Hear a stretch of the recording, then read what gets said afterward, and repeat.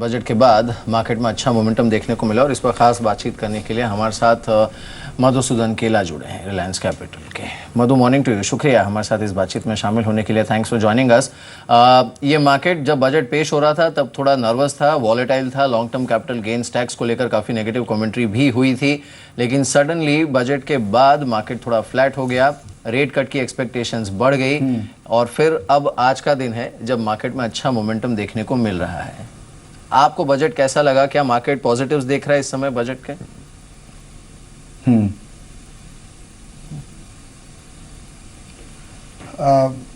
बस I think budget में एक हिसाब से देखा जाए तो जिस हिसाब की एक्सपेक्टेशन हो गई थी,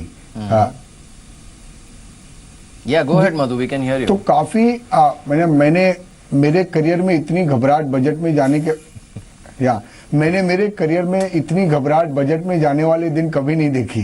मैं भी 25 साल से स्टॉक मार्केट में हूँ। लोगों को तरह तरह का डर था कि स्टेट ड्यूटी आ जाएगी, गिफ्ट टैक्स बढ़ जाएगा, लॉन्ग टर्म कैपिटल गेन्स हो जाएगा। तो I think no bad news is good news. तो बजट का पहला पॉइंट ये था। दूसरा, सरकार ने बहुत ही ऑनेस्ट अटेम्प्ट किया है कि 3.5% फिस्कल डेफिसिट रख के खर्चों को काफी कंट्रोल किया है और रूरल साइड की इकोनॉमी को एक्टिवेट करने के लिए काफी सारे सॉप्स और काफी सारे इंसेंटिव इस बजट में दिए हैं। तो ऑब्वियसली थोड़ा टाइम लग सकता है रिवाइव होने के लिए, बट वो अच्छी चीज है।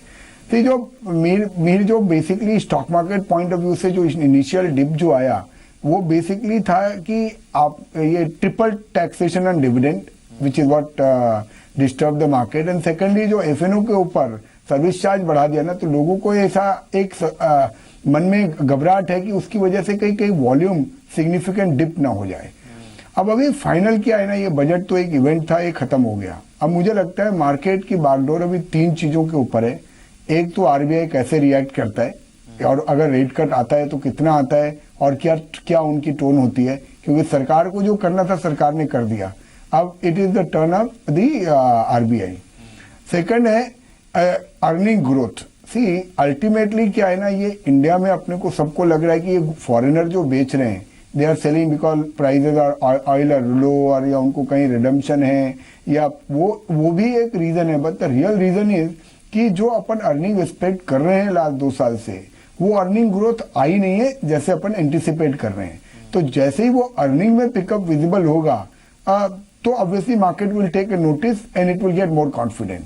तीसरा मुझे लगता है जो सबसे बड़ा इंपॉर्टेंट चीज है ना, जो फॉरेनर्स का भी कैसा रुख बैठता है, क्योंकि ultimately in the short term it is all about liquidity and foreigners have been selling relentlessly for the last 5-6 month. मतलब 50-60 हजार करोड़ का माल उन्होंने बेच दिया फ्रॉम अगस्त। तो ये 3 चीजें अपने को बहुत क्लोजली मॉनिटर करनी पड़ेगी। और मुझे लगता है जहां जहां पे अपने को अर्निंग्स के ऊपर कॉन्फिडेंस है कि ये कंपनियों की अर्निंग अच्छी आएगी, वहां पे डेफिनेटली इन स्तरों पे शेयर लेने चाहिए। लेकिन मधु, क्या ये कहा जा 2 चीजें, एक तो जो आपने आरबीआई की बात की, आप कितने कॉन्फिडेंट हैं कि सूनर देन लेटर आरबीआई की तरफ से रेट कट हो जाएगा, और दूसरा, क्या अब ये माना जाए कि at least an intermediate bottom is in place market में?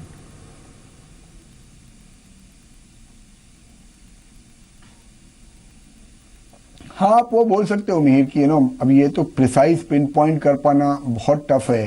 हो सकता है मार्केट थोड़ा टाइम निकालेगा, पर ये 3 बार जिस हिसाब से टेस्ट करके और आज जो मार्केट का कलर है वैसा लगता तो है कि एक बार ही हो सकता है इंटरमीडिएट बॉटम मार्केट ने बना लिया है। दूसरा, ये आरबीआई का रेट कट का मुझे तो काफी कॉन्फिडेंस है, क्योंकि अब सिर्फ एक ही चीज रह गई है, वो मानसून है। और monsoon also is now looks more favourable, because इस बार जो इनिशियल जो एल नीनो का इम्पैक्ट है वो बोल रहे हैं एल नीनो नहीं है इस बार, एंड ला नीनो है इस बार मानसून के लिए, तो वो भी फेवरेबल होना चाहिए। तो इन दिस कंडीशंस आरबीआई को रेट नहीं काटने का अब कोई बड़ा रीजन नहीं बचा है। And India is the only market in the world where interest rates are still going up rather than going down. So मुझे काफी उम्मीद है, अब ये आज करे या एक हफ्ते में करे ये बोलना बहुत मुश्किल है, पर मुझे उम्मीद है कि रेट कट तो आना चाहिए। ओके मधु जी, अब जो एग्जैक्टली आपने 3 पिलर्स बताए यहाँ पे, चाहे वो अर्निंग्स विजिबिलिटी हो, आरबीआई के एक्शन हो और एक एफआईएस की सेलिंग, इन 3 प्रोस्पेक्टिव को अगर मैं ध्यान में रखूं, अब इस प्राइस पर 3100 के प्राइस पे जो रिस्क एलिमेंट है और जो रिवॉर्ड एलिमेंट है उसको देखते हुए the best zone to accumulate stocks और इंडेक्स माइट बी वो यही रहेगा 6800 से लेकर 7200 की ट्रेजेक्टरी के बीच में? आपको क्या लगता है?